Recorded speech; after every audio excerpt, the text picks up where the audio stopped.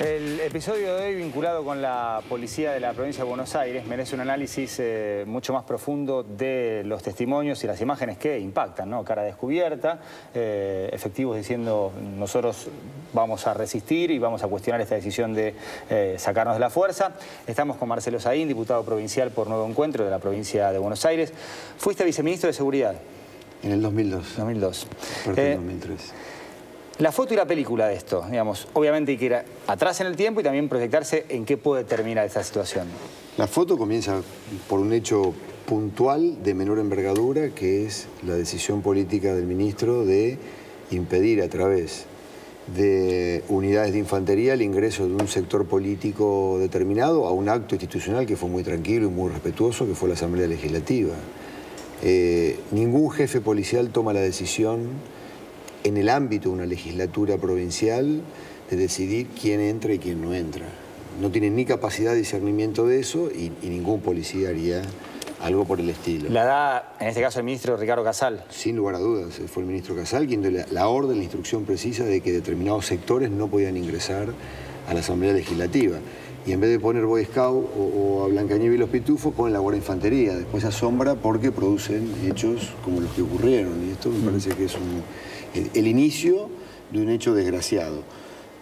Fíjate que pasaron unos días, sin embargo, hoy está en esta situación de crisis cuando toman la decisión de pasarlos a disponibilidad ante el reclamo de ciertos sectores del propio gobierno de que haya algún tipo de responsabilidades institucionales sobre el hecho y ellos deciden que pasan a disponibilidad a un conjunto de policías operativos por haber cumplido esa orden y en la interpretación del gobierno por haberse excedido en el uso de la fuerza, cosa que es probable que haya ocurrido, claro, pero que yo creo que se tiene que dirimir en el marco de un sumario. Lo que sí queda oculto en esa decisión es la orden política. Y la reacción de los efectivos tiene que ver con me mandaste a intervenir y una vez que intervine con algún punto de agresividad adicional, ¿me echás? Mira, Juan Pablo, cuando un policía encubre a un compañero corporativamente porque cometió un crimen o un abuso, no hace una manifestación de fuerza pública y a cara descubierta. Hay otras formas de solidaridades criminales que se desenvuelven dentro de este conjunto de instituciones.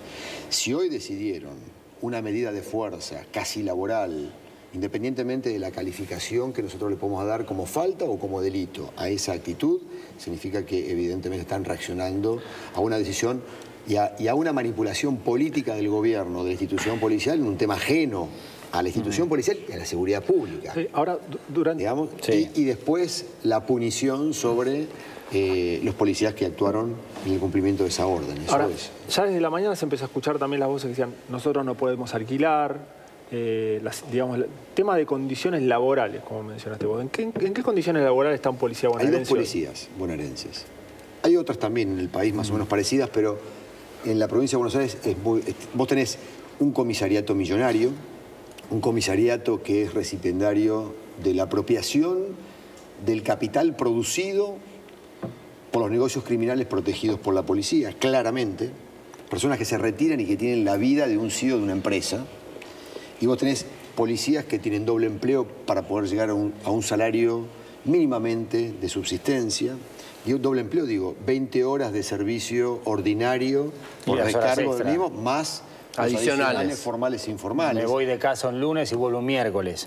No ven a sus hijos. Condiciones materiales de trabajo que no hay sector de la burocracia que padezca esas condiciones de indigencia institucional, sin ningún tipo de posibilidad de agremiación y de defensa de los intereses laborales de estos trabajadores, que a veces ni ellos mismos se piensan como trabajadores, ellos se piensan como policías, no como funcionarios. ¿Vos estarías a favor de una sindicalización? Totalmente. Las policías más desarrolladas del mundo tienen sindicatos. ¿Con qué límites? Ninguno, el de la ley de asociaciones profesionales. ¿Con derecho a huelga también? ¿Con derecho a huelga también? Eso se regula porque es un servicio esencial y no siempre las policías deben tener derecho a huelga. Pero fácticamente lo tienen. Ahora, en los países donde la cosa funcionó bien, Estados Unidos tiene 4.000 sindicatos, la policía. En Europa, Holanda, que tiene una policía nacional con 25 regiones, tiene 4 sindicatos diferentes, o sea que además tiene libertad sindical. Ahora, el mal llamado progresismo, cuando alguien plantea la necesidad de una policía preparada, mejor remunerada, pone el grito en el cielo. No, eso es el progresismo. Es el bien llamado progresismo. ¿Todo el progresismo? Vos formás parte de un partido progresista, que se reconoce como tal. Bueno. Parte del progresismo argentino criollo es un progresismo burgués, extremadamente burgués y aburguesado, que estos temas rehuye, que tiene una mirada externa, que tiene mucho temor de administrar estas cosas, de meterse adentro, de entender qué es lo que pasa. Después de repente ocupan algún cargo público y les agarra, viste, el síndrome de Estocolmo, ¿no? Pasan a querer un poquito al secuestrador porque en el fondo no me tortura todos los días. Pero no. La administración política del control policial, digamos. Yo creo que es importante trabajar los temas de fondo dentro de la institución policial. Es una organización compleja donde ocurren estos desfasajes. Hay mucho resentimiento entre los policías operativos. El disciplinamiento militarizante de las policías tienen que ver como mecanismo de control de esa institución. No es casual, no se equivocan con eso. Sí, evidentemente, esa forma de jerarquización donde lo importante es el cumplimiento de la orden del superior está para poder controlar este tipo de situaciones dentro de esta institución. Ahora, ¿cómo? Al policía no se le enseña a pensar, se le enseña a obedecer. O sea y el sistema de educación policial para eso logra aquello que pretende, que es la subordinación. Bueno, esto hay que trabajarlo con medidas de fondo. Es un cambio cultural a 50 años. Pero lo cierto... O sea, en algún momento hay que empezar, está pero claro. Juan Pablo, esto no empieza por la policía. Está probado en la Argentina que no hay autorreforma policial. La policía es conservadora y el comisariato, por ahí algunos eran reformistas 10 años antes de llegar ahí. Cuando llegaron ahí son todos conservadores. Ahora, entonces, ¿por dónde empezás? Por la política. El problema de la política. Esta policía es una policía útil para la política. Porque esta policía gestiona conflictos de manera absolutamente eficaz. Disciplina punitivamente a los sectores populares para los que a veces no hay integración.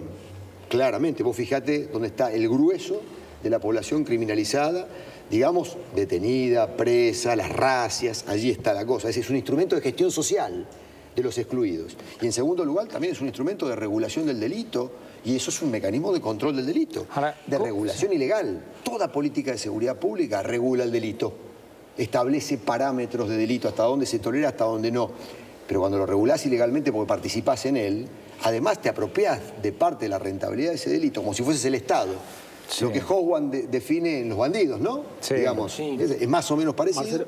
Y eso también es política de seguridad pública. Esto es, perdóname, sí.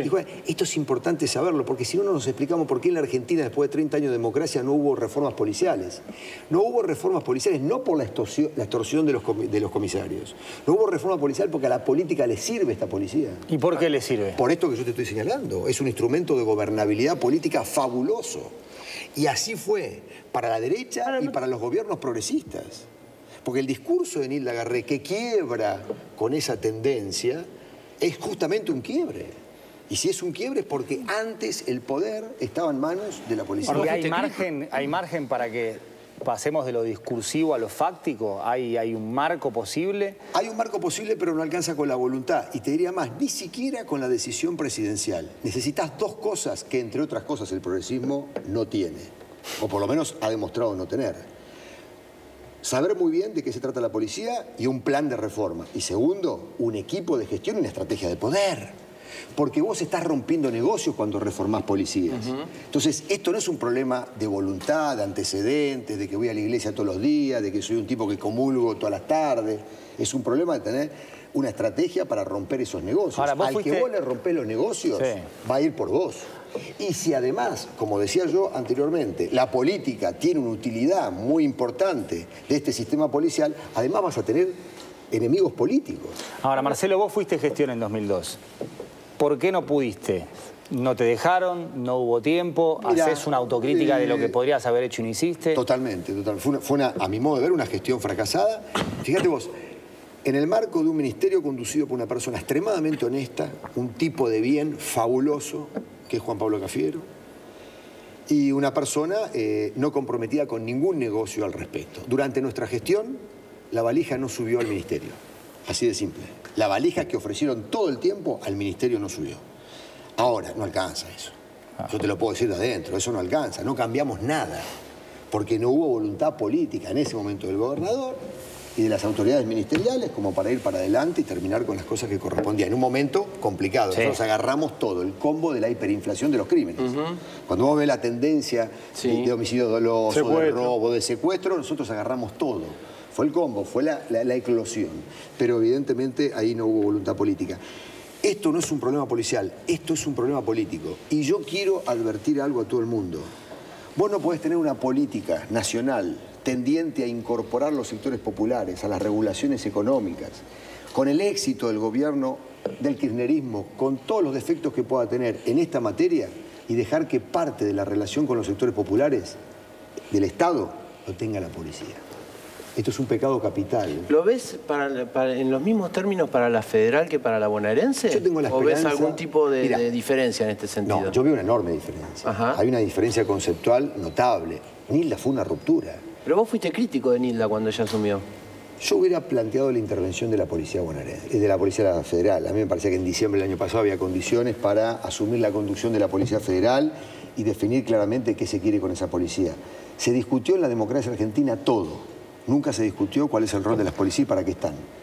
Yo estaba dispuesto a eso. Me parece que fue un año de coyuntura electoral muy sensible, que le brinda más poder a los sectores que intentan extorsionar al poder político para que no haga reformas. Ahora empieza un mandato nuevo.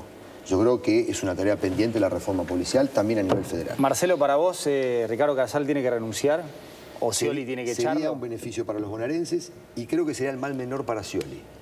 Scioli tiene un mal mayor y es si Casal sigue siendo el ministro de Seguridad. No porque sea una buena o mala persona, eso es indiferente, sino porque es una persona que ha demostrado que no tiene capacidad para estar al frente de estos temas. Marcelo, gracias por haber venido. No, por favor. Nosotros hacemos la última pausa y enseguida con Beni Kosakov hablamos de la economía real en estos tiempos post-elecciones.